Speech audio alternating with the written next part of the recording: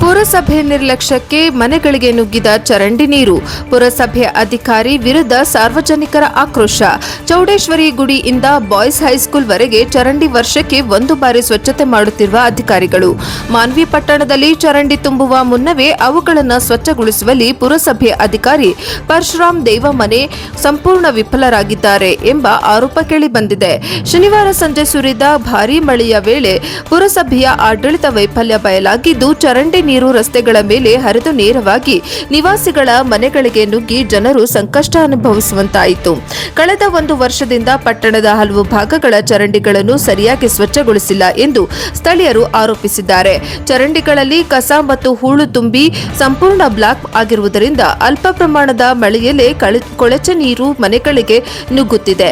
ಅನೇಕ ಬಾರಿ ದೂರು ನೀಡಿದರೂ ಪರಶುರಾಮ್ ದೇವಮಾನೆ ಮತ್ತು ಯಾವುದೇ ಕ್ರಮ ಕೈಗೊಂಡಿಲ್ಲ ಎಂದು ನಿವಾಸಿಗಳು ಆಕ್ರೋಶ ವ್ಯಕ್ತಪಡಿಸಿದ್ದಾರೆ.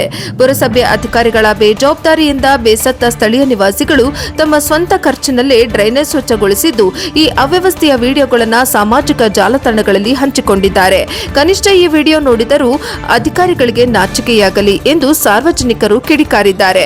ಕೊಳಚೆ ನೀರಿನಿಂದ ಹಾವು ಚೇಳುಗಳ ಕಾಟ ಹೆಚ್ಚಾಗಿದ್ದು, ಸಾಂಕ್ರಾಮಿಕ ರೋಗಗಳ ಭೀತಿಯೂ ಎದುರಾಗಿರುವುದರಿಂದ ಕೂಡಲೇ ಪುರಸಭೆ ಎಚ್ಚೆತ್ತುಕೊಂಡು ಚರಂಡಿಗಳನ್ನು ಸ್ವಚ್ಛಗೊಳಿಸಬೇಕು ಎಂದು ಸಾರ್ವಜನಿಕರು ಒತ್ತಾಯಿಸಿದ್ದಾರೆ. ವರದಿ MD Gauss Manvi, NKS TV4.